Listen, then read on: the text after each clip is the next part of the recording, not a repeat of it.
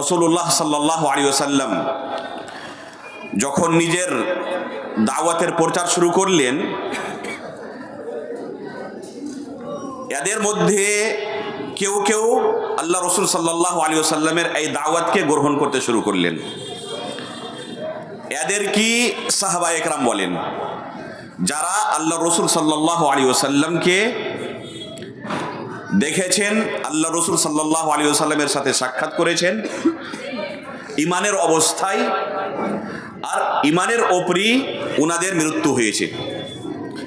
এই পৃথিবীতে থাকাকালীন ওনারা ইমানের ওপরে থেকেছেন, আর যখন এই পৃথিবী থেকে বিদায় নিয়েছেন তখন ইমানের ওপরে বিদায় নিয়েছেন। এদেরকে বলেন সাহাবা একরাম। এখনই বললাম যে এদের জীবনের দুটি পাঠ আছে।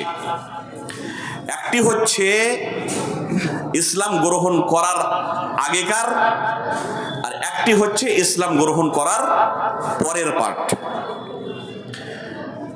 ইসলাম গ্রহণ করার আগের যে পাঠটি আছে, এটি হচ্ছে পৃথিবীর ইতিহাসে সবচেয়ে অন্ধকার বই।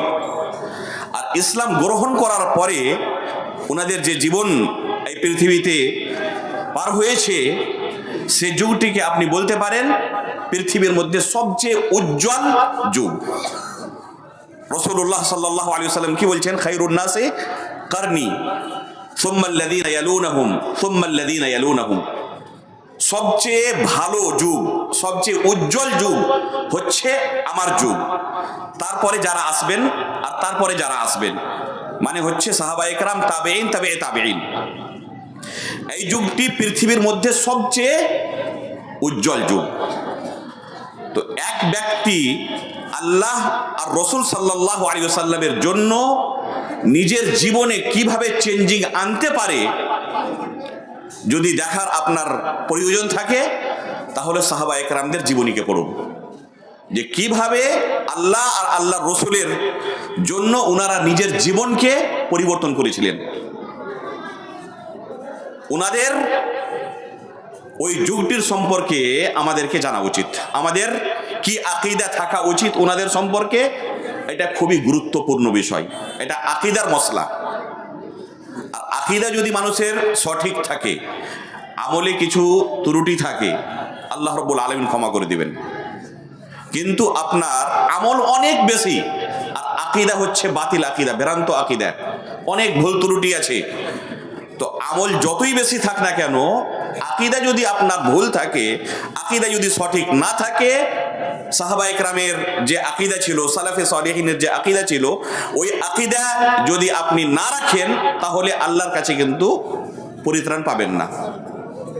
আল্লাহ রাব্বুল আলামিন যদি আপনার আকীদা ভুল থাকে, ওই আকীদা আপনি গ্রহণ না করেন, যে আকীদা রাসূলুল্লাহ সাল্লাল্লাহু আলাইহি ওয়াসাল্লাম এই সাহাবীদেরকে শিখিয়ে গিয়েছেন, তাহলে কিন্তু আল্লাহ রাব্বুল আলামিনের জান্নাত পাওয়া যাবে না।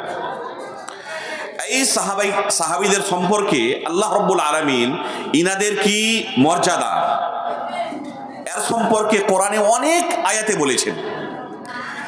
আল্লাহ রাব্বুল আলামিন এই পৃথিবীতে উনাদেরকে জান্নাতের সুসংবাদ দিয়েছিলেন। এখনো পর্যন্ত জীবিত আছেন, এই মাটির উপরে চলছেন, হাঁটছেন, আর ওনাদের কাছে জান্নাতের টিকিট ছিল। আপনি ওনাদের মর্যাদা চিন্তা করুন, যে আল্লাহ রাব্বুল আলামিন ওনাদেরকে কি মর্যাদা দান করেছিলেন, যে এই পৃথিবীতে এখনো পর্যন্ত চলছেন, হাঁটছেন, মৃত্যুবরণ করেননি, কিন্তু ওনাদের কাছে এখনই জান্নাতের টিকিট আছে। আল্লাহ রাব্বুল আলামিন ভবিষ্যতে কিছু গুনাহ যদি হয় ওনাদের কাছ দিয়ে, আগে আল্লাহ রাব্বুল আলামিন ওনাদের জন্য এইভাবে এলান করে দিয়েছেন যে যে তোমরা আমল করতে চাও করতে পারো, আগে আমি তোমাদের সমস্ত গুনাহকে ক্ষমা করে দিলাম। এই হচ্ছে সাহাবা একরামের মর্যাদা। ই'মালু মা শি'তুম ফাকাদ গাফারতু লাকুম। তোমরা যে চাও আমল করতে পারো, যদি কোনো তোমার গুনাহ হয়ে যায়, আগে আমি তোমাকে ক্ষমা করে দিলাম। আল্লাহ রাব্বুল আলামিন এই সাহাবা একরামদের সম্পর্কে কোরআনে বলছেন, ওয়াস-সাবিকুনাল আউয়ালুনা মিনাল মুহাজিরিন ওয়াল আনসার ওয়াল্লাযীনা ইত্তাবাউহুম বিইহসান রাদিয়াল্লাহু আনহুম ওয়া রাদু আন ওয়া আ'আদ্দা লাহুম জান্নাতিন তাজরি তাহতাহাল আনহার। আল্লাহ রাব্বুল আলামিন এই আয়াতটিতে কারা জান্নাত পাবে এই সম্পর্কে বলেছেন। কোন মানুষ এই ধরনের পৃথিবীতে পাওয়া যাবে যার আকাঙ্ক্ষা নাই জান্নাত পাওয়ার? একটি লক্ষ্য আপনি পাবেন না। এমনকি যারা কিয়ামতের ওপরে বিশ্বাস করে না, আল্লাহর উপরে ঈমান রাখে না, ওদেরও আকাঙ্ক্ষা যে আমরা যেন জান্নাত পাই। ওই জন্য দেখবেন নামের আগাদিকে যাদের মৃত্যু হয়ে গেছে কি লেখে তারা? স্বর্গীয়। স্বর্গ ওনারাও পেতে চান, ঈমান নাই তা সত্ত্বেও আকাঙ্ক্ষা জেনে আমি জান্নাত পেয়ে যাই। আল্লাহ রাব্বুল আলামিন এই আয়াতটিতে বলেছেন যে কিভাবে মানুষ জান্নাত পাবে, কারা জান্নাত পাবে। কি বলছেন? ওয়াস-সাবিকুনাল আউয়ালুন মিনাল মুহাজিরিন ওয়াল আনসার। মুহাজিরিন আর আনসারদের মধ্যে যারাই অন্তর্ভুক্ত, সাহাবায়ে কেরামের দুটি দল ছিল, একটি হচ্ছে মুহাজিরিন আর দ্বিতীয় হচ্ছে কে? আনসার।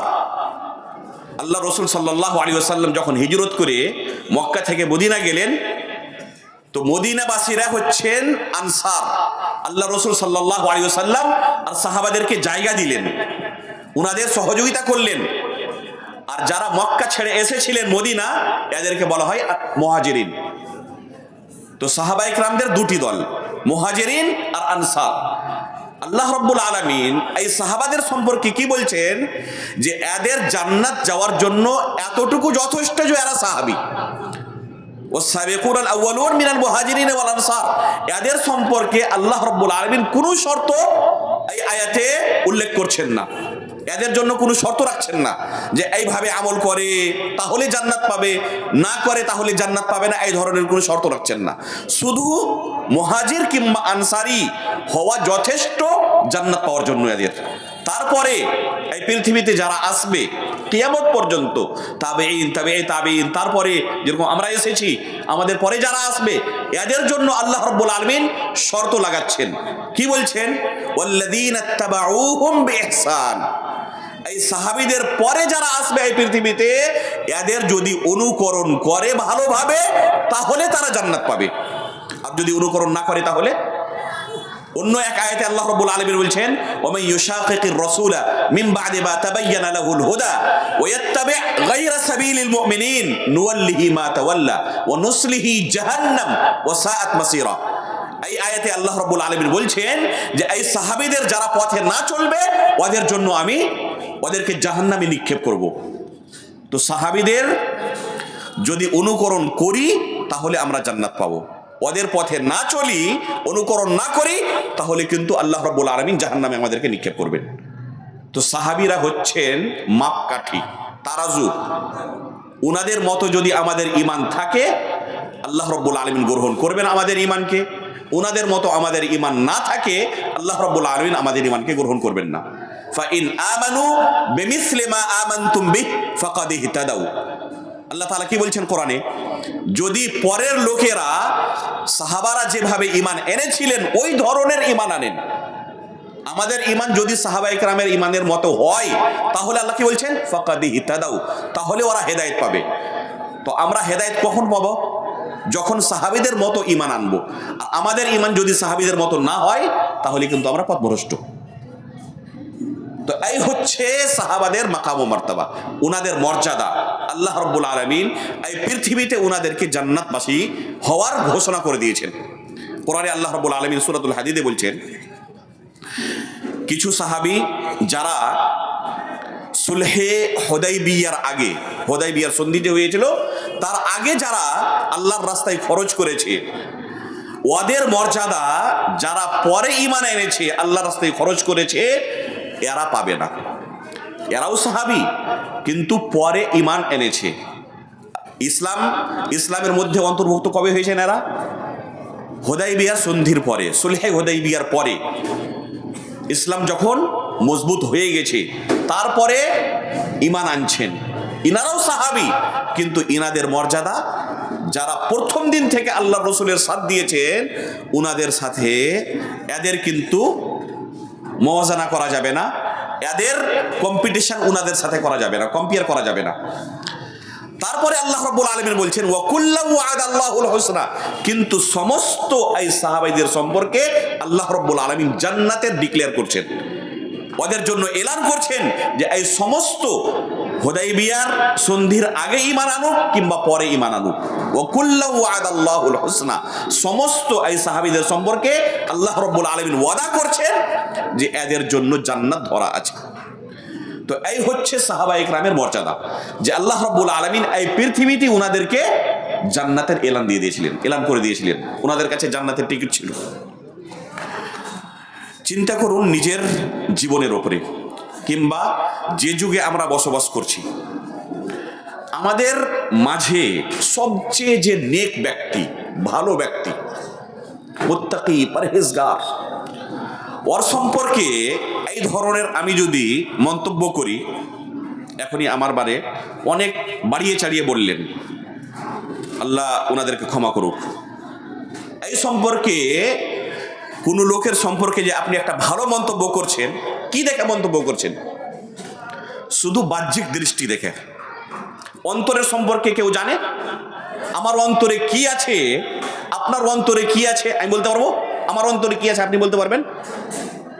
হতে পারে যে আমার বাহ্যিক দৃষ্টিটা খুবই ভালো, লোকের সামনে খুবই আমি মুত্তাকি পরহেজগার হয়ে আছি, কিন্তু আসলে আমার মধ্যে কিন্তু আল্লাহর প্রতি, আল্লাহ রসুলের প্রতি ভালোবাসা ওই ধরনের নাই যেভাবে হওয়া উচিত। আমার মধ্যে ইমানের অনেক ত্রুটি আছে, দুর্বল আছে আমার ইমান, হতে পারে। আপনি কোনো মানুষের সম্পর্কে ওর অন্তরের সম্পর্কে ফয়সালা করতে পারবেন না। শুধু একমাত্র অন্তরের সম্পর্কে কে জানেন? শুধু একমাত্র আল্লাহ রাব্বুল আলামিন জানেন। আলিমুন বিযাতিস সুদূর। সাহাবীদের সম্পর্কে আল্লাহ রাব্বুল আলামিন কোরআন কারীমে কি ডিক্লেয়ার করছেন? উলাইকাল্লাযীনা ইমতাহানাল্লাহু কুলুবাহুম লিত্তাকওয়া। আল্লাহ রাব্বুল আলামিন ইনাদের অন্তরকে যাচাই বাছাই করে নিয়েছেন, তারপরে দেখছেন যে ইনাদের অন্তরে শুধু তাকওয়া আছে। আল্লাহ রাব্বুল আলামিন এই সাহাবীদের সম্পর্কে শুধু বাহ্যিক দৃষ্টির এইভাবে সাক্ষ্য দেননি, উনাদের অন্তরের সম্পর্কে আল্লাহ রাব্বুল আলামিন এলান করছেন যে উনাদের অন্তরে তাকওয়া ভরে আছে। এই মর্যাদা পৃথিবীতে সাহাবীদের ছাড়া আর নবীদের ছাড়া আরো কোনো অন্য ব্যক্তির নাই। যতই বড় ইমাম হোক না কেন, যতই বড় আলিম হোক না কেন, কিন্তু ওনার সম্পর্কে শুধু আপনি বাহ্যিক দৃষ্টি বলে দেখে আপনি কোনো সাক্ষ্য দিতে পারেন যে খুব মুত্তাকি, খুব পরহেজগার। ওর অন্তরে কি আছে আপনি সাক্ষ্য দিতে পারবেন না, কিন্তু নবীদের সম্পর্কে আর সাহাবীদের সম্পর্কে আল্লাহ রাব্বুল আলামিন কোরআন কারীমে এই সাহাবাদের সম্পর্কে বলেছেন উলাইকাল্লাযীনা ইমতাহানাল্লাহু কুলুবাহুম লিত্তাকওয়া। এই হচ্ছে সাহাবাদের মর্যাদা। আমাদেরকে কোনো ভালো একটা লোক আমাদের সমাজের অত্যন্ত মুত্তাকি পরহেজগার, ওকে যদি বলে দেওয়া হয়, মনে করেন সরকারের পক্ষ থেকে ওর জন্য বিশেষ ছুট চলে এলো, ওকে বলা হলো যে আপনার টিকিট চেক করার কোনো অফিসারকে অনুমতি নাই, আপনি প্লেনে সফর করুন, বাসে সফর করুন, ট্রেনে সফর করুন, কোনো লোকের অধিকার নাই আপনার টিকিট চেক করার।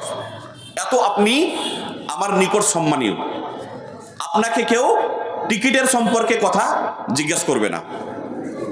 আপনি এক অফিসে কাজ করছেন, ওই অফিসে আরো আপনার সঙ্গে 10 জন 20 জন আপনার সাথী কাজ করছে, সবারই সাথে এক চুক্তি আছে সংস্থা যে আপনাকে 10টাতে স্কুলে আসতে হবে, ফিঙ্গারপ্রিন্ট দিতে হবে, আপনার হাজিরি হবে 10টাতে, আপনি 4টাতে স্কুল ছুটি হবে, 4টার পরে আপনি যেতে পারবেন। কিন্তু কোনো এক টিচারের সম্পর্কে বলা হলো যে আপনি এই কানুনের ঊর্ধ্বে আছেন, আপনার সম্পর্কে এই কানুন নয়, আপনি আউট অফ ল আছেন। যদি কোনো লোককে এইভাবে ছুট দিয়ে দেওয়া হয়, তো ওই লোকটা কানুন কি আর ফলো করবে? কি মনে করছেন? আপনি জানছেন যে কোনো লোকের অধিকার নাই আমার কাছে টিকিট চেক করার, আমার কাছে টিকিটের সম্পর্কে জিজ্ঞাসা করার, তো আমি আর টিকিট কাটবো কি?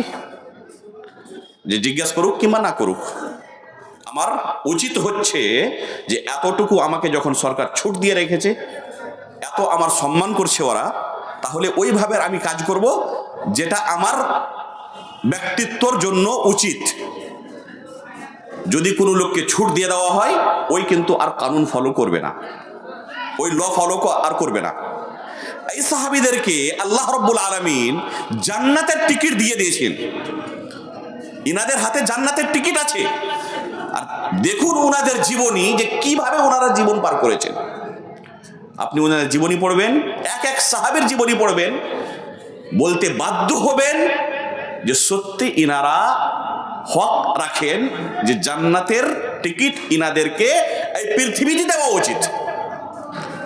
ওনাদের এক এক সাহাবীর জীবন পড়ে আপনার এটাই মন্তব্য হবে। আপনি আবু বকর সিদ্দিক রাদিয়াল্লাহু তাআলার জীবনী পড়ুন, ওমর ফারুক রাদিয়াল্লাহু তাআলার জীবনী পড়ুন, ওসমান গনি রাদিয়াল্লাহু তাআলার জীবনী পড়ুন, আলী রাদিয়াল্লাহু তাআলা আনহু, আব্দুর রহমান বিন আউফ রাদিয়াল্লাহু তাআলা আনহু, সাদ বিন আবি ওয়াক্কাস রাদিয়াল্লাহু তাআলা আনহু। আপনি চিন্তা করতে পারেন না যে মানুষ এত আল্লাহকে ভালোবাসতে পারে, দ্বীনের জন্য, ইসলামের জন্য এইভাবে অবদান দিতে পারে, নিজেকে কোরবান করে দিতে পারে। কিন্তু এই সাহাবীরা করে দেখালছেন। আমরাও দাবি করি না যে আল্লাহ আর আল্লাহ রসুলের সাথে আমরা খুব ভালোবাসা করি, আল্লাহ আর আল্লাহ রসুলকে ভালোবাসি, খুব দাবি করি আমরা। কিন্তু যদি পরীক্ষা হয় তাহলে জেনে যাব যে কে নিজের দাবিতে সত্য আর কার দাবি কতটুকু মিথ্যা। এই সাহাবীরা যখন দাবি করতেন যে আল্লাহ আর আল্লাহর রসুলকে আমরা নিজের জান থেকে, নিজের নফস থেকেও বেশি ভালোবাসি, তো ওনারা এটাকে সাব্যস্ত করে দেখালছেন যে সত্যি আমরা নিজের নফস থেকে, নিজের পিতামাতা থেকে, নিজের স্ত্রী থেকে, নিজের ছেলে মেয়ে থেকে আল্লাহ আর আল্লাহ রসুলকে বেশি ভালোবাসি। ওনারা এটাকে দেখালছেন। তাবুকের যুদ্ধর সময় রাসূলুল্লাহ সাল্লাল্লাহু আলাইহি ওয়াসাল্লাম এলান করলেন যে এই যুদ্ধতে আমাদের কিছু অর্থের দরকার আছে, চান্দার দরকার আছে। এখনো দেখলাম আমরা চান্দার জন্য বারে বারে এলান হচ্ছে। যদি কোনো লোকের কাছে আমাদের পয়সা থাকে আর হঠাৎ করে দরকার পড়ে যায় কোনো পয়সার সামাজিক ব্যবস্থার জন্য, তো যার কাছে পয়সা আছে আর সবাই জানছে যে যার কাছে পয়সা আছে, ওই আগে চেষ্টা করবে কি এই মসজিদ থেকে কোনোভাবে লুকিয়ে পালিয়ে যাওয়ার, যে এখন আমাকে সবাই ধরবে। এটাই আমাদের বাস্তব। আল্লাহ রসুল সাল্লাল্লাহু আলাইহি ওয়াসাল্লাম এলান করছেন যে আজকে আমাদের দরকার আছে চাঁদার, কিছু অর্থ দরকার আছে আমাদের। ওমর ফারুক রাদিয়াল্লাহু তাআলা আনহু বলছেন যে এই এলান শুনে এত আমি খুশি হলাম, কিসের কারণে? আজকে আল্লাহ রাব্বুল আলামিন আমাকে অনেক পয়সা দিয়েছেন। এলান হচ্ছে যে চাঁদা দিতে হবে, আর আল্লাহর রহমতে আজকে আমার কাছে অনেক পয়সা আছে, অনেক মাল আছে, ধন আছে। আজকে আমি আবু বকর সিদ্দিক রাদিয়াল্লাহু তাআলা আনহুর চেয়ে বেশি সাদকা করতে পারবো, আল্লাহর রাস্তায় দান করতে পারবো, উনার আগে বেড়ে যেতে পারবো। আজকে সুযোগ আমার কাছে আছে। যখনই এই ধরনের কোনো সুযোগ আসে, আবু বকর সিদ্দিক রাদিয়াল্লাহু তাআলা আনহু থেকে আমরা অনেক পিছিয়ে থাকি। উনার থেকে আগে বাড়তে কোনোদিন কিন্তু আমরা পারিনি। আজকে কিন্তু আমার কাছে সুযোগ আছে আবু বকর সিদ্দিকের চেয়েও আগে বেড়ে যাওয়ার। অনেক খুশি হলেন ওমর ফারুক রাদিয়াল্লাহু তাআলা আনহু। দিয়ে আল্লাহ রসুল সাল্লাল্লাহু আলাইহি ওয়াসাল্লামের কাছে অনেক ধন সম্পদ এসে আল্লাহ রসুলের আগাদিকে রেখে দিলেন। ওমর ফারুক রাদিয়াল্লাহু তাআলা আনহুকে আল্লাহ রসুল জিজ্ঞেস করছেন যে ওমর, কতটুকু তুমি এনেছো? তো বলছেন আল্লাহ রসুল, যতটুকু আপনি দেখছেন অতটুকুই বাড়িতে সেরেছি, মানে আমি নিজের সম্পদের, নিজের ধনের অর্ধেক আপনাকে সাদকা করে দিলাম। সেম প্রশ্ন রাসূলুল্লাহ সাল্লাল্লাহু আলাইহি ওয়াসাল্লাম আবু বকর সিদ্দিককে করছেন। তো কি বলছেন? যে আল্লাহ রসুল, বাড়িতে আল্লাহ আর আল্লাহর রসুল ছাড়া কিছু ছাড়িনি, যত যে কিছু ছিল সব কিছু আপনার আগাদিকে রেখে দিয়েছি। তখন ওমর বলছেন যে আবু বকর, আপনার আগে বাড়া আমাদের জন্য সম্ভব নয়। আজকের কোন লোক এই ধরনের পাওয়া যাবে যে আল্লাহর জন্য নিজের সব কিছু কোরবান করে দেবো আমি? আমরা চিন্তাও করতে পারবো না যেটা ওই সাহাবায়ে কেরাম করে গেছেন। যদি 1 মিনিট আমাকে চিন্তা করতে বলা হয় যে যে কিছু তোমার কাছে ধন সম্পদ আছে সব কিছু দিয়ে দাও আল্লাহর জন্য, আমরা চিন্তাও করতে পারবো না বাস্তবে দেওয়া তো দূরের কথা, চিন্তাও যদি করতে বলতে হয়, কেউ বলে আমাদেরকে, তো আমরা চিন্তা করতে পারবো না। আর এই সাহাবায়ে কেরাম ওই কাজ করে গেছেন। উমর ফারুক রাদিয়াল্লাহু তাআলা আনহুর কথা বললাম। উমর ফারুক রাদিয়াল্লাহু তাআলা আনহুর জীবনী পড়েন আপনি। ওনার জীবনী ইসলাম গ্রহণ করার আগে এক ছিল, ইসলাম গ্রহণ করার পরে আরো এক। একটা মানুষ আল্লাহর সন্তুষ্ট লাভ করার জন্য নিজেকে কত চেঞ্জ করতে পারেন, যদি শিখতে চান তাহলে উমর ফারুক রাদিয়াল্লাহু তাআলা আনহুর জীবনীকে পড়ুন। আল্লাহর সন্তুষ্টি লাভ করার জন্য একটা মানুষ নিজেকে কত চেঞ্জ করতে পারে। ইসলাম গ্রহণ করার আগে ইসলামের শত্রু ছিলেন, চিরশত্রু। যখন ইসলাম গ্রহণ করছেন তো আল্লাহ আর আল্লাহর রসুলের জন্য এমনভাবে নিজেকে কোরবান করে দিচ্ছেন, যদি কোনো সময় দেখছেন কোনো লোককে যে আল্লাহ আর আল্লাহ রসুলের সম্পর্কে ওর মধ্যে যে ঈমান হওয়া উচিত ওই ধরনের ঈমান নাই, কিংবা আল্লাহর রসুলের সাথে বেয়াদবি করছে, তো কি বলতেন উমর ফারুক রাদিয়াল্লাহু তাআলা আনহু? দানি আযরিবু উনুকা হাযাল মুনাফিক ইয়া রাসূলুল্লাহ। আল্লাহ রসুল আপনি অনুমতি দেন, এই মুনাফিকের আমি গর্দন মেরে দিব, একে আমি হত্যা করে দিব। সহ্য করতে পারতেন না যে কোন লোক আল্লাহর রসুলের বেয়াদবি করবে। দানি আযরিবু উনুকা হাযাল মুনাফিক, প্রসিদ্ধ বাক্য উমর ফারুক রাদিয়াল্লাহু তাআলা আনহু। কেউ বলতে পারে যে অন্য লোকের সম্পর্কে আমরাও বলতে পারবো। উমর ফারুক রাদিয়াল্লাহু তাআলা আনহু শুধু এই বাক্যটি অন্য লোকের সম্পর্কে বলেননি। উহুদের বদরের যুদ্ধর পরে রাসূলুল্লাহ সাল্লাল্লাহু আলাইহি ওয়াসাল্লাম যারা কয়েদি হয়ে এসেছিল মুসলমানদের কাছে, এদের সম্পর্কে আল্লাহ রসুল সাল্লাল্লাহু আলাইহি ওয়াসাল্লাম উমর ফারুক রাদিয়াল্লাহু তাআলা আনহু আর আবু বকর সিদ্দিক রাদিয়াল্লাহু তাআলা আনহু এই দু সাহাবীর কাছে পরামর্শ চাইছেন। আবু বকর সিদ্দিক রাদিয়াল্লাহু তাআলা আনহু পরামর্শ কি দিলেন? যে কিছু মালধন নিয়ে এদেরকে ছেড়ে দেওয়া হোক, আমাদের মালধনের প্রয়োজনও আছে, আর এরা আমাদের নিজের আত্মীয়, সব কোনো অন্য লোক তো না, আমাদের নিজের আত্মীয়, তো এদেরকে ছেড়ে দেওয়া হোক, হতে পারে ভবিষ্যতে এরা ঈমান গ্রহণ করবে।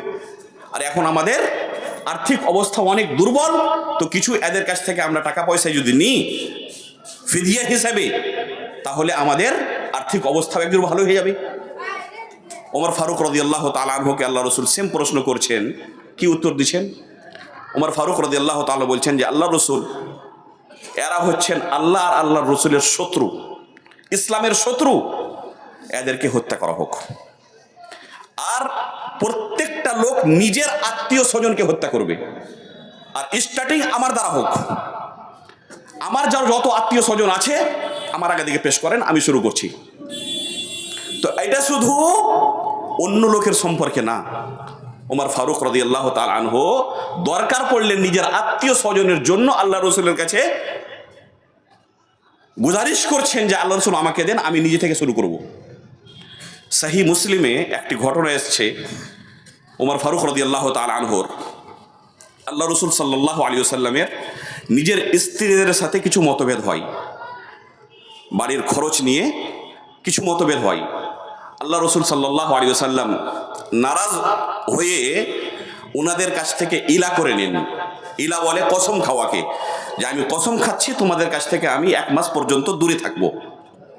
আল্লাহ রসুল সাল্লাল্লাহু আলাইহি ওয়াসাল্লাম তালাক দেননি, কি করেছিলেন? শুধু কসম খেয়েছিলেন যে 1 মাস পর্যন্ত আমি তোমাদের কাছ থেকে দূরে থাকবো। মদিনাতে কিন্তু আফওয়া উড়ে যায় যে আল্লাহ রসুল সাল্লাল্লাহু আলাইহি ওয়াসাল্লাম নিজের স্ত্রীগণকে তালাক দিয়ে দিয়েছেন। কত বড় খবর হবে!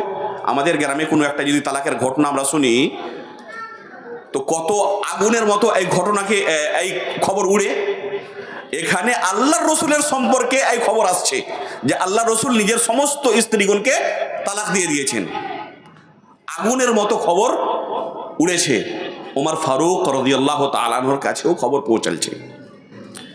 যে যখনই শুনেছেন এই খবরকে, যে অবস্থায় ছিলেন ওই অবস্থায় ছুটে আল্লাহ রসুলের বাড়ি, যে অবস্থায় ছিলেন, এমন না যে ভালোভাবে আগে কাপড় ধরি পরি তারপরে যাব, যে অবস্থায় ছিলেন ওই অবস্থায় ছুটাই আল্লাহ রসুলের বাড়ি পৌঁছালছেন। তারপরে দেখছেন যে আল্লাহ রসুল সাল্লাল্লাহু আলাইহি ওয়াসাল্লাম দ্বিতীয় তালাতে, যদি বলেন তাহলে বালকনি। আজকের আমরা একটা বাড়ি আছে, ওই যুগে আজকের মতো এত সুন্দর বাড়ি হতো না। আবু আইয়ুব আনসারী রাদিয়াল্লাহু তাআলা আনহুর বাড়িতে আল্লাহ রাসূল অনেকদিন ছিলেন। দেখছেন যে আল্লাহ রাসূল সাল্লাল্লাহু আলাইহি ওয়াসাল্লাম ওপর তলায় আছেন, আর দরজাতে গেটে রাবাহ রাদিয়াল্লাহু তাআলা আনহু গেটম্যান হিসেবে বসে আছেন, যে কোনো লোক যদি আসে তাহলে আগে অনুমতি নিতে হবে, তারপরে ভিতরে যেতে পাবে। ওমর ফারুক রাদিয়াল্লাহু তাআলা যখন দেখছেন যে রাবাহ রাদিয়াল্লাহু তাআলা আনহু গেটম্যান হিসেবে বসে আছেন, তো বলছেন রাবাহ রাদিয়াল্লাহু তাআলা আনহুকে, আল্লাহর রাসূলের কাছে আমার জন্য অনুমতি নাও, আমি আল্লাহ রাসূলের কাছে আসতে চাইছি, আল্লাহ রাসূলের সাথে কিছু কথা বলতে চাইছি। আপনারা জানেন ওমর ফারুক রাদিয়াল্লাহু তাআলা আনহুর এক মেয়ে হাফসা রাদিয়াল্লাহু তাআলা আনহা উম্মুল মুমিনিন রাসূলুল্লাহ সাল্লাল্লাহু আলাইহি ওয়াসাল্লামের এক স্ত্রী, উনারও এক মেয়ে আল্লাহ রাসূলের কাছে আছে। লোক কি ভাববে? এইভাবে যদি আমার বাড়িতে মনে করেন যে আমার স্ত্রীর সাথে কিছু কথা হয়ে গেছে আমার, আর আমার শ্বশুর যদি তাড়াতাড়ি করে আসে, তো আমি কি ভাববো? আমার পক্ষে কথা বলবে না নিজের বেটির পক্ষে হয়ে কথা বলবে? সব এটাই ভাববো না যে ওনার বেটির সাথে আমার কিছু দ্বন্দ্ব হয়ে গেছে, কিছু কথা হয়ে গেছে, ওই জন্য আমার শ্বশুর নিজের বেটির পক্ষ থেকে আমাকে কিছু শুনেতে এসছে, এটাই ভাববো না? ওমর ফারুক রাদিয়াল্লাহু তাআলা আনহুর বেটি, ওনার মেয়ে আল্লাহ রাসূল সাল্লাল্লাহু আলাইহি ওয়াসাল্লামের স্ত্রী উম্মুল মুমিনিন হাফসা রাদিয়াল্লাহু তাআলা আনহা, আর ওমর ফারুক রাদিয়াল্লাহু তাআলা এভাবে অনুমতি চাচ্ছেন। রাবাহ রাদিয়াল্লাহু তাআলা আনহু আল্লাহ রাসূলের চেহারার দিকে দেখছেন, শব্দ আল্লাহ রাসূল সাল্লাল্লাহু আলাইহি ওয়াসাল্লাম শুনছেন। যেভাবে রাবাহ রাদিয়াল্লাহু তাআলা শুনলেন, এইভাবে আল্লাহ রাসূল শুনেছেন উমরের কথা। রাবাহ রাদিয়াল্লাহু তাআলা আনহু আল্লাহ রাসূলের চেহারার দিকে দেখছেন যে আল্লাহ রাসূল অনুমতি দিচ্ছেন না অনুমতি দিচ্ছেন না। কোনো আল্লাহ রাসূলের পক্ষ থেকে ইশারা না পাওয়ার কারণে রাবাহ রাদিয়াল্লাহু তাআলা আনহু চুপ করে থাকছেন, কিছু বলছেন না। ফের ওমর ফারুক রাদিয়াল্লাহু তাআলা আনহু বলছেন রাবাহ রাদিয়াল্লাহু তাআলা আনহুকে, আল্লাহ রাসূলের কাছ থেকে আমার জন্য অনুমতি নাও, আমি আসতে চাইছি, আল্লাহ রাসূলের সাথে বসতে চাইছি, কিছু কথা বলতে চাইছি। দ্বিতীয়বারও আল্লাহ রাসূলের পক্ষ থেকে কোনো উত্তর না পাওয়ার কারণে রাবাহ রাদিয়াল্লাহু তাআলা চুপ করে থাকছেন। তৃতীয়বার ওমর ফারুক রাদিয়াল্লাহু তাআলা কি বলছেন যে আল্লাহ রসুলের কাছে আমার জন্য অনুমতি নাও, আমি আসতে চাইছি, আল্লাহ রসুলের সাথে কথা বলতে চাইছি। হতে পারে যে আল্লাহ রসুলের মনে এটা এসেছে যে আমি নিজের মেয়ের পক্ষ হতে কিছু কথা বলতে চাইছি। যদি এটা মনে করছেন, তাহলে আল্লাহ রসুল যদি এখন আমাকে আদেশ দেন, তো আমি নিজের বেটিকে হত্যা করে দেবো। শুধু খালি আল্লাহ রসুল আদেশ দেন তো আমি নিজের বেটিকে হত্যা করে দেবো। শুধু আল্লাহ রসুলের আদেশ আমার জন্য যথেষ্ট। আমি নিজের বেটির পক্ষ হয়ে কথা বলতে আসিনি। আজকে আল্লাহ রসুল সাল্লাল্লাহু আলাইহি সাল্লামকে অন্তরে কষ্ট এসেছে, আর এই কষ্ট আমার সহ্য হচ্ছে না। ওই জন্য আল্লাহ রসুলের সাথে আমি বসে কিছু কথা বলতে চাইছি, যেন আল্লাহ রসুলের এই কষ্টকে আমি কম করতে পারি। তখন আল্লাহ রসুল সাল্লাল্লাহু আলাইহি ওয়াসাল্লাম ওনাকে অনুমতি দিচ্ছেন। ওমর ফারুক রাদিয়াল্লাহু তাআলা আনহু আল্লাহ রসুলের সাথে বসে চেষ্টাতে লেগে থাকছেন যে আল্লাহ রসুলের মুখে যেন হাসি চলে আসে।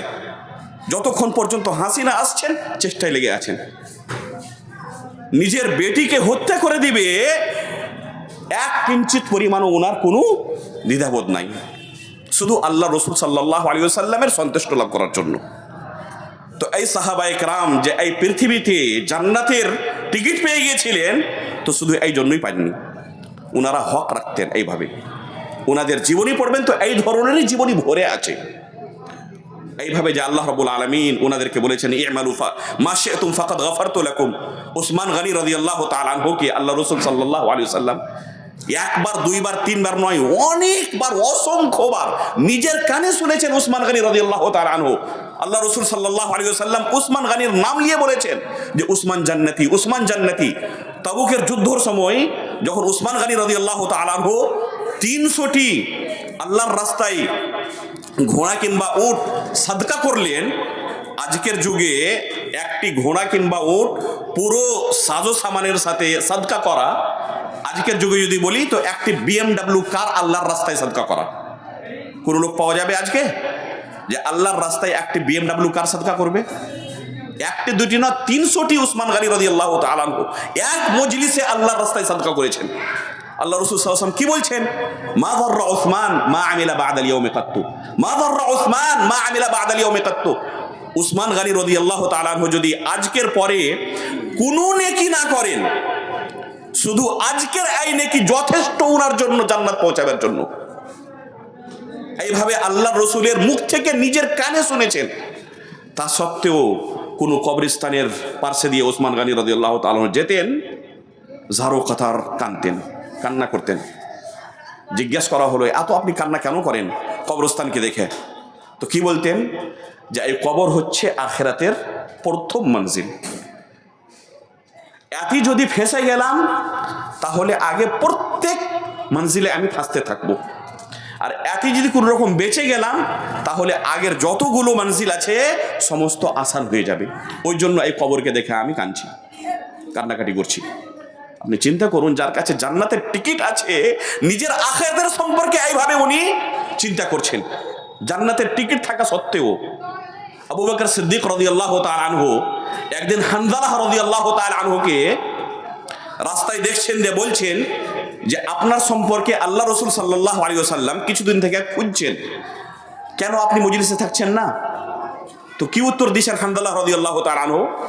নাফাকা হানজালা, হানজালা তো মুনাফিক হয়ে গেছে।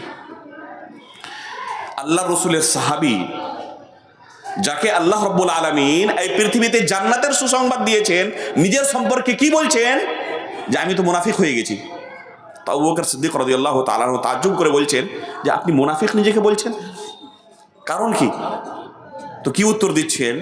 যে যখন আল্লাহ রসুলের মজলিসে থাকি তখন অন্তরের অবস্থা এক অন্য ধরনের থাকে, আর যখন সংসারে এসে মশগুল হয়ে যায়, ব্যস্ত হয়ে যায়, তখন কিন্তু এই ধরনের অন্তরের অবস্থা থাকে না। তো এটা তো নেফাক, আমি তো মুনাফিক হয়ে গেলাম। আবু বকর সিদ্দিক রাদিয়াল্লাহু তাআলা কি বলছেন? যদি এটা নেফাক হয় আর এই কারণে আপনি মুনাফিক হয়ে গেছেন, তাহলে তো আমিও মুনাফিক হয়ে গেছি। আল্লাহু আকবার। আবু বকর সিদ্দিক রাদিয়াল্লাহু তাআলা আনহু এই উম্মতের মধ্যে সবচেয়ে শ্রেষ্ঠ ব্যক্তি, রাসূলুল্লাহ সাল্লাল্লাহু আলাইহি সাল্লামের পরে। উনি নিজের সম্পর্কে কি বলছেন? যে আমিও তাহলে মুনাফিক হয়ে গেলাম। তারপরে আল্লাহ রসুল সাল্লাল্লাহু আলাইহি ওয়াসাল্লামকে এসে জিজ্ঞেস করছেন যে আমাদের এই অবস্থা। তখন আল্লাহ রসুল সাল্লাল্লাহু আলাইহি ওয়াসাল্লাম কি বলছেন? যে এক ধরনের ঈমান থাকা সব সময় এটা সম্ভব নয়। ওয়ালাকিন সাআতান ওয়া সাআতান ইয়া হানজালা, এটা কখনো কখনো হবে এই ধরনের ঈমান। যদি তোমাদের ঈমান সর্বদা এই ধরনেরই থাকে, তাহলে লাসাফাহাতকুমুল মালাইকা ফি তুরুকাতিকুম, ফেরেশতারা তোমাদের রাস্তায় এসে তোমাদেরকে মুসাফা করবেন, যদি সব সময় এই ধরনের ঈমান থাকে। কিন্তু ঈমানের মধ্যে কোন সময় বেশি হয়, কোন সময় ঈমান কম হয়, এক অবস্থায় ঈমান থাকে না। আল ঈমানু ইয়াজিদু ওয়া ইয়ানকুস। তো চিন্তা করুন, আবু বকর সিদ্দিক রাদিয়াল্লাহু তাআলা আনহু, যার সম্পর্কে আল্লাহ রাসূল সাল্লাল্লাহু আলাইহি ওয়াসাল্লাম অনেক মজলিসে নাম নিয়ে বলেছেন যে আবু বকর জান্নাতি, নিজের জীবনের শেষে আল্লাহ রাসূল সাল্লাল্লাহু আলাইহি ওয়াসাল্লাম নিজের মুসাল্লায় আবু বকর সিদ্দিক রাদিয়াল্লাহু তাআলা আনহুকে নাম নিয়ে বলেছেন, মুরু আবু বকরিন ফালিয়ুসাল্লি বিন নাস, আবু বকর সিদ্দিককে আদেশ দাও ওই জেনে আমার মুসাল্লায় দাঁড়ায় ইমামতি করার জন্য, ওই জন্য লোকেদের ইমামতি করে নামাজ পড়ায়। তো এই হচ্ছে আবু বকর সিদ্দিক রাদিয়াল্লাহু তাআলা আনহুর মর্যাদা। আর নিজের সম্পর্কে উনি ভয় পাচ্ছেন, আমি মুনাফিক তো নই। ওমর ফারুক রাদিয়াল্লাহু তাআলা আনহু, যার সম্পর্কে আল্লাহ রাসূল অনেকবার বলেছেন যে ওমর জান্নাতি, ওমর জান্নাতি, মৃত্যুর সময়, আর মৃত্যু কি ধরনের হয়েছিল ওমর ফারুক রাদিয়াল্লাহু তাআলা আনহু, ওনার যদি আপনারা জীবনী পড়ে থাকেন তাহলে জানবেন যে ওনাকে শাহাদাতের মৃত্যু নসিব হয়েছিল। ওমর ফারুক রাদিয়াল্লাহু তাআলা যখন খলিফা হলেন, আল্লাহর কাছে দোয়া করতেন যে আল্লাহ মদিনাতে আমার মৃত্যু দাও, আর শাহাদাতের মৃত্যু আমি চাই। দুটি দোয়া করতেন, মদিনাতে মৃত্যুর আর শাহাদাতের মৃত্যুর দোয়া করতেন। সাহাবায়ে কেরাম তাজ্জুব করতেন যে এটা কিভাবে সম্ভব হবে, এখন মদিনা ইসলামী রাষ্ট্র। ওমর ফারুক রাদিয়াল্লাহু তাআলা আনহুর যুগে মদিনাতে কোনো গায়র মুসলিম ছিল না, মদিনা হয়ে গেছে ইসলামী রাষ্ট্র। যতগুলো গায়র মুসলিম ছিল, ও ইহুদি ছিল, সমস্তকে ওমর ফারুক রাদিয়াল্লাহু তাআলা আনহু কি করেছিলেন? মদিনা থেকে বের করে দিয়েছিলেন। তো মদিনাতে শুধু মুসলমান আছে। মদিনাতে ভবিষ্যতে আর যুদ্ধ হবে, আর কোনো লোককে মদিনার মধ্যে শাহাদতের মৃত্যু নসিব হবে, এটা কিন্তু সম্ভব দেখা যাচ্ছে না। তো সাহাবা ইকরাম তাজ্জুব করতেন যে এটা কিভাবে সম্ভব যে কোনো লোকের মৃত্যু মদিনাতে হবে আর শাহাদাতের মৃত্যু সে পাবেন। কিন্তু উমর ফারুক রাদিয়াল্লাহু তাআলা আল্লাহর কাছে দোয়া করতেন এভাবে, উনি মদিনাতেই, শুধু মদিনাতে নয়, আল্লাহ রসুল সাল্লাল্লাহু আলাইহি ওয়াসাল্লামের মুসাল্লায় ইমামতি অবস্থায় শাহাদাতের মৃত্যু বরণ করেন। তো ওই অবস্থাতে শাহাদাতের মৃত্যু পাওয়ার পরেও উমর ফারুক রাদিয়াল্লাহু তাআলা আনহু কি বলছেন যে এই অবস্থায় যদি আমার কাছে পুরো পৃথিবীর ধন সম্পদ থাকতো, তাহলে আমি আখেরাতের যে আযাব আছে, যে ভয়াবহ দৃশ্য আছে, অতি থেকে বাঁচার জন্য পুরো পৃথিবীকে আমি সদকা করে দিতাম। যার কাছে আল্লাহর পক্ষ থেকে জান্নাতের টিকিট আছে, আল্লাহর রসুলের মুখ থেকে নিজের কানে শুনেছেন যে উমর জান্নাতি, শাহাদাতের মৃত্যু আল্লাহ রাব্বুল আলামিন দিচ্ছেন, তা সত্ত্বেও আখিরাতের সম্পর্কে এইভাবে ভয়াবহ ভয় পাচ্ছেন যে আখিরাতে আবার কি হবে। তো এই সাহাবায়ে কেরাম এই যে মর্যাদা পেয়েছিলেন পৃথিবীতে, কোনো এক সাহাবীর সম্পর্কে আপনি পাবেন না যে এরা এই মর্যাদা পাওয়ার কারণে কোনোদিন মিস ইউজ করেছেন, ইয়ার যে আমার কাছে তো আগে থেকে জান্নাতের টিকিট আছে, আগে থেকে আল্লাহ রাব্বুল আলামিন মাফ করে দিয়েছে, তাহলে কিছু গুনাহ করেইনি। কোনোদিন কিন্তু কোনো সাহাবী এই কারণে কোনো গুনাহার দিকে পা বাড়াননি। হ্যাঁ, ওনারা মানুষ ছিলেন, ফেরেশতা নয়। কিছু ভুল ত্রুটি ওনাদের দ্বারাও হয়েছে, কিছু ভুল ত্রুটি হয়েছে, কিন্তু এই ভুল ত্রুটি ওনাদের নেকির পরিমাণে কতটুকু হবে? একদিকে নেকির পাহাড় আছে, আর দ্বিতীয় দিকে ভুল ত্রুটিগুলো জাররার মতো। জাররা কাকে বলে জানেন তো? ফামান ইয়ামাল মিসকালা যাররাতিন খাইরান ইয়ারা। জাররা এত সূক্ষ্ম জিনিস যে আপনি এই চক্ষু দিয়ে দেখতে পাচ্ছেন না। কখন দেখা যায়? যদি সূর্যের আলো রুমের ভিতরে আসে কোনো ফুটো দিয়ে, তো ওখানে দেখবেন যে অনেক ছোট ছোট ধূলিকণা হয়, দেখা যায়, কিন্তু আছে পুরো রুমে দেখা যাচ্ছে না, শুধু ওই জায়গাতে দেখা যাচ্ছে যে জায়গাতে আলো আসছে সূর্যর, একে বলে জাররা। তো ওনাদের ভুল ত্রুটিগুলো, ওনাদের গুনাহগুলো, ওনাদের দ্বারাও গুনাহ হয়েছে অতি অল্প, তো ওই গুনাহগুলো কতটুকু হবে? যদি কম্পেয়ার করা হয় তাহলে গুনাহ হবে জাররার মতো, আর নেকি হবে পাহাড়ের মতো। এক হাদিস দ্বারা অনুমান করুন যে উনাদের নেকি আল্লাহর নিকট কি ধরনের। রাসূলুল্লাহ সাল্লাল্লাহু আলাইহি ওয়াসাল্লাম এক হাদিসে বলছেন, লা তাসুব্বু আসহাবি, আমার সাহাবীদেরকে কোনো গালিগালাজ করিও না, ওদের সম্পর্কে কোনো ভুল মন্তব্য করিও না। ফাওয়াল্লাযী নাফসি বিয়াদিহি লাউ আনফাকা আহাদুকুম মিসলা উহুদিন যাহাবা মা বালাগা মুদ্দা আহাদিহিম ওয়ালা নাসিফা। যদি তোমাদের মধ্যে কোনো ব্যক্তি আল্লাহর রাস্তায় উহুদ পাহাড়ের বরাবর যদি স্বর্ণ খরচ করে, কতটুকু সাদকা করলো? 5,000, 10,000, 20,000 টাকা। উহুদ পাহাড়ের বরাবর স্বর্ণ আল্লাহর রাস্তায় যদি সাদকা করে দেয়, আর এক সাহাবী আল্লাহর রাস্তায় কোনো খাদ্য দ্রব্য কতটুকু সাদকা করছে? মুদ্দা আহাদিন ওয়ালা নাসিফা, 1 মুদ কিংবা অর্ধেক মুদ।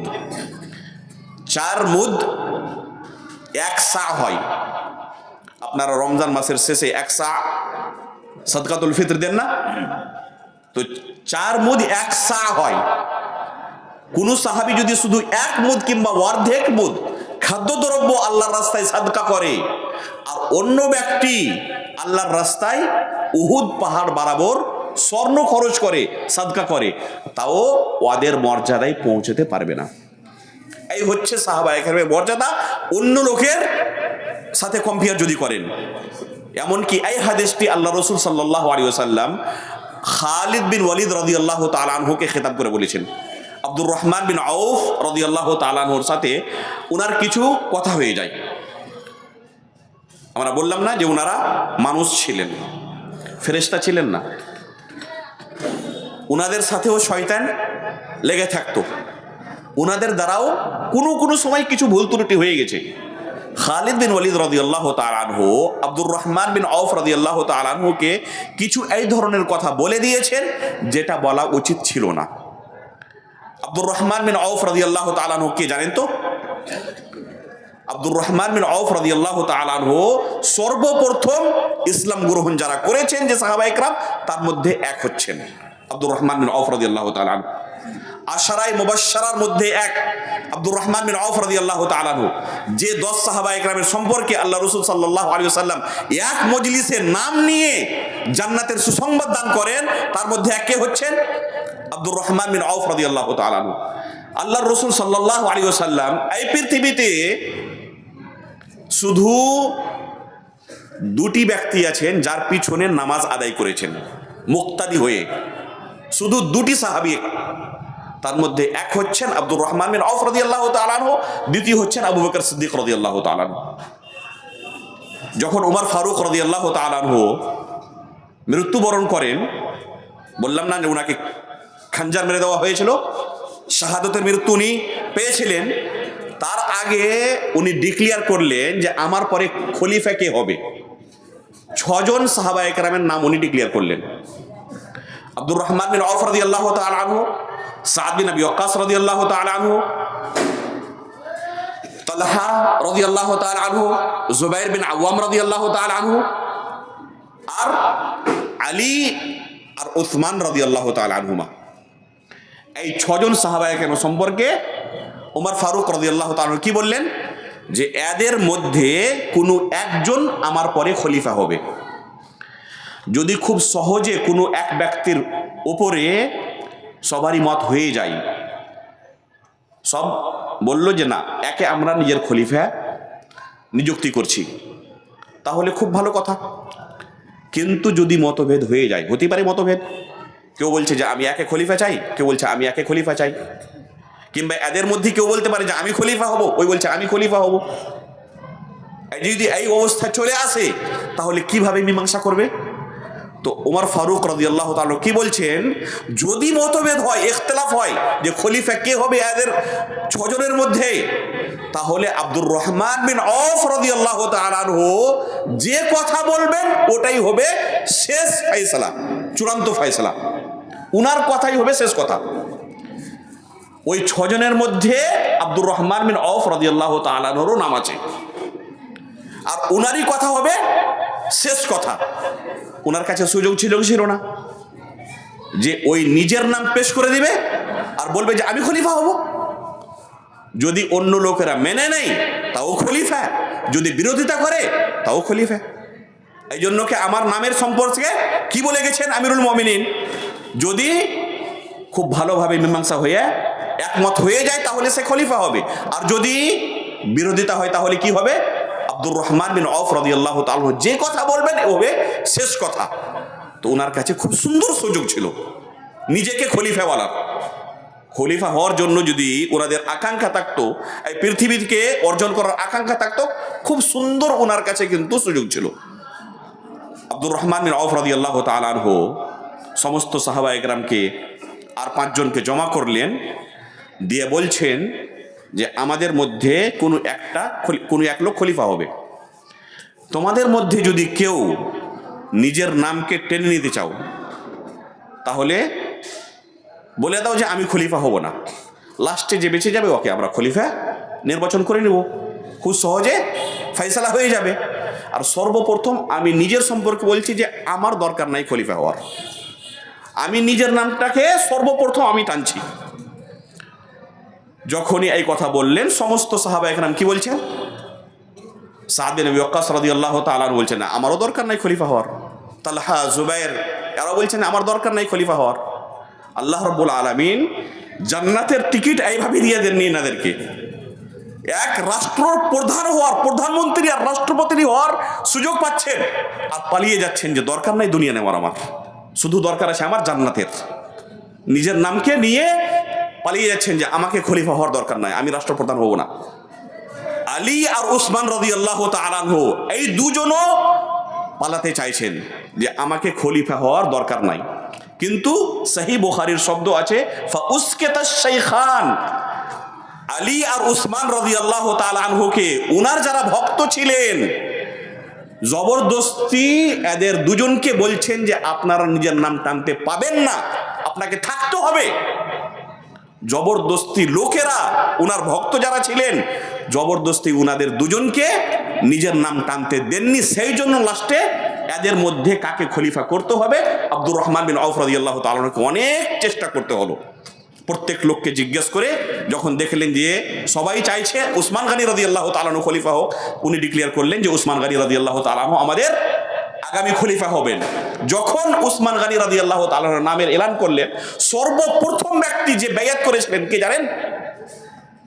সর্বপ্রথম ব্যক্তি যে বাইয়াত করেছিলেন উনি হচ্ছেন আলী রাদিয়াল্লাহু তাআলা আনহু। যে কোন রকম আমার জান ছুটলো, এখন উসমান গনি রাদিয়াল্লাহু তাআলা আনহুকে খলিফা ডিক্লেয়ার করা হলো, খুশিতে সর্বপ্রথম আগে বাইয়াত করছেন আলী রাদিয়াল্লাহু তাআলা আনহু। তো এই সাহাবায়ে কেরাম দুনিয়ার পিছে ভাগতেন না, পালাতেন না। সর্বসময় ওনারা কি চেষ্টা করতেন, কিভাবে আল্লাহ রাব্বুল আলামিনের সন্তুষ্টি লাভ করব, জান্নাত কিভাবে পাবো। তো এই আব্দুর রহমান বিন আউফ রাদিয়াল্লাহু তাআলা আনহুর হচ্ছে মর্যাদা। এর সাথে এক অন্য সাহাবীর কিছু কথা হয়ে গেছে।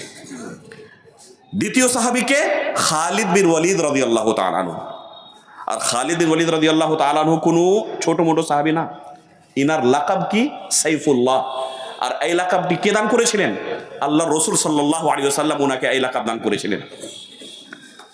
যখন এই দুজনের মধ্যে কিছু দ্বন্দ্ব হয়ে যায় তখন আল্লাহ রসুল সাল্লাল্লাহু আলাইহি ওয়াসাল্লাম খালিদ বিন ওয়ালিদ রাদিয়াল্লাহু তাআলা আনহুকে খেতাব করে বলছেন, ফাওয়াল্লাযী নাফসি বিয়াদিহি লাউ আনফাকা আহাদুকুম মিছলা উহুদিন যাহাবান মা বালাগা মুদ্দা আহাদিহিম ওয়ালা নাসিফা।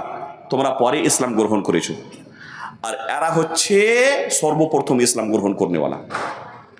তোমরা যদি আল্লাহর রাস্তায় উহুদ পাহাড়ের বরাবর স্বর্ণ আল্লাহর রাস্তায় সাদকা করো তাহলে এদের এক মুদ কিংবা অর্ধেক মুদ খাদ্যদ্রব্য সাদকা করারও সমান পৌঁছাতে পারবে না। তো আসলে এই খেতাবটা আল্লাহ রসুল এক সাহাবীকে করেছিলেন। যদি এক সাহাবী যারা পরে ইসলাম গ্রহণ করেছেন খালিদ বিন ওয়ালিদ, আব্দুর রহমান বিন আউফ রাদিয়াল্লাহু তাআলা আনহু, আর যারা প্রথমে ইসলাম গ্রহণ করেছেন ওদের মর্যাদা পৌঁছাতে না পারেন আর ওনাদের কম্পেয়ার এইভাবে হয়, তো আমাদের সাথে ওনাদের কোনো কম্পেয়ার করা চলে কি?